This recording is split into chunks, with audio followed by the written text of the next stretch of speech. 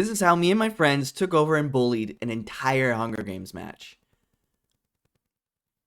In middle school. The Hunger Games, or sometimes referred to as survival games, has been one of the most popular game modes on Minecraft PvP servers for the longest time, and has been popularized on YouTube by people like Bayesian Canadian, Jerome ASF, Captain Sparkles, and plenty other creators. Which is why, no surprise, me and my friends have loved to play that ever since we first played Minecraft. But there is one popular server that we love to play on more than any other, and that was Hypixel. Specifically, Hypixel's Blitz survival games. Now, what makes Hypixel different from other PvP servers such as Badline or The Hive is that in the waiting room for Blitz survival games, you have the option to choose a kit that will give you special abilities throughout the game, some being better than others, and in order to get some of those, you have to be good at the game, which I was not, so I got just the simple kits like the Knight or the Archer or whatever else they were called. Most Hunger Game maps on any other server will have a player slots of around 24 people, just like the movies. But Hypixel range from anywhere as small as 12 people all the way up to 32 people in the game. But the specific map where this story takes place on is called Egypt, which before doing this video I found out is out of rotation of Hypixel, so I can't get any footage from it, and I don't have any old footage, but so that sucks. Now, this was all the way back in middle school, where we were just little boys, little tiny babies, little enzymes, if you will. Tiny little homunculuses, if you will. My brother and I, who would play Minecraft basically every chance that we got, we had a friend group of about 8 or so people, probably a little bit more, that we play online with and talk through Skype. Yeah, Skype. That's how old I am. Any of you remember this sound?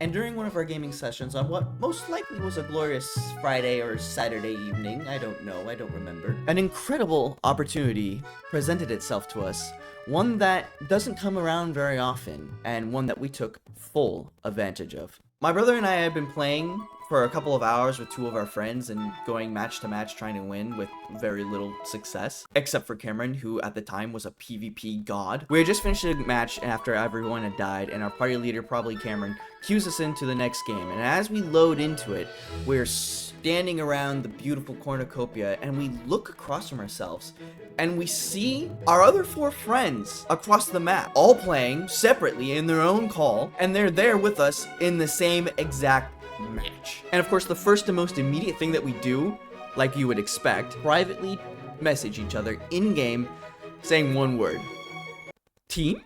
Unbeknownst to the rest of the players, there was now an 8-person army united against them. An axis, a conglomerate, a congressional group of friends, a Justice League. Egypt, being a 24-player map, meant that the 8 of us took up a quarter of the player count, and we all had one goal in mind: pure domination of the competition. And the countdown for the match begins.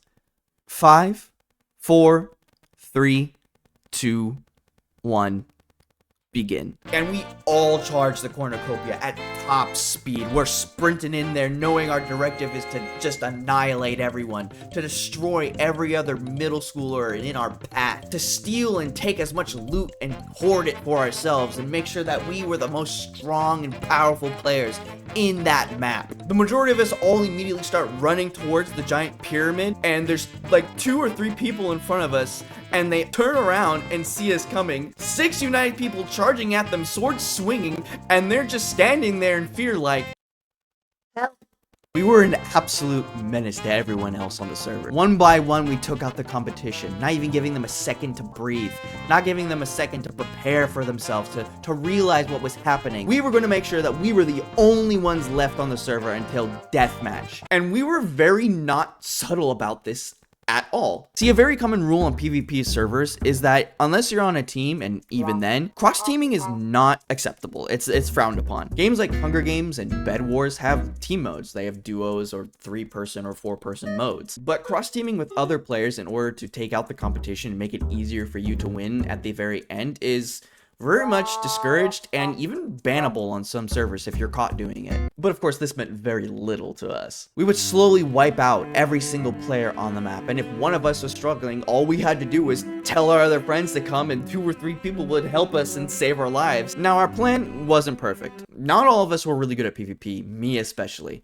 I'm pretty sure I died and one of our other friends died, so only 6 of us were really left at the end of everything. And even though we may have died a little bit early on in our plans, all this meant was that those who had died, we could spectate the rest of the match and tell our friends where everyone else was, what their location was, what kind of loot they had, and how many people that you might need to take them out, which made it a lot easier to wipe out the rest of the match. The rest of the straggling players had no chance against our army, against our masterful plan. With our eyes in the sky and our better gear and armor and our united power, they were going to die. Eventually, it worked. The only ones left on the Egypt map were us. And now the only real thing left to do was just to run out the clock. As a Blitz survival games match prolongs, and this goes for this case with most other Hunger Games matches, is that chests will continue to refill and be usually given better loot, because the longer you prolong in the game, you already have pretty okay gear. They need to spawn in better gear for you, so you'll end up with iron armor, better bows, enchanted items, and even the possibility of diamonds, which meant you could craft the diamond sword if you were able to find a crafting table and get some sticks. Now, there's also the chance for the Blitz star to spawn, which, for those of you who don't know, on Blitz survival games, it's an item that is basically just the nether star, but it grants you insanely powerful abilities to use against your enemies, which is something that, you know, we wanted. It would be pretty great to use that against each other in the final deathmatch. And that's really just how we spent the rest of the game. It didn't take long for everyone to die. We were 8 people against ununited, what, like 18 others, 16 others? So for the next 5 to 10 minutes until the deathmatch occurred, we just walked around, looting chests, any other dead bodies that had their armor and tools everywhere that we could just sift through and take, waiting for the Blitz star to spawn to see who would be the lucky person to get it. I don't remember who, but I'm pretty sure we got it. And all the while in the chat, every single player was just screaming. You could hear how frustrated these little squealers were that we were all teaming. And to be fair, I would be too if I was in a game where I was playing solo or with my friend and 8 other people came and wiped us out and they were just chilling, obviously being team. They were raging in the chat, screaming things like, "Teamers, you guys are cross-teaming, that's cheating, you can't do that." And we'd simply respond to them saying stupid stuff like, "We aren't teaming, we just don't want to fight right now," or "He looks scary, I don't want to fight him, he's a little too tough for me, I can't do stuff like that." Just to further piss them off. What are they gonna do? They can't do anything. They can report it, but nothing happened. We were fine. Our accounts can still get on the server.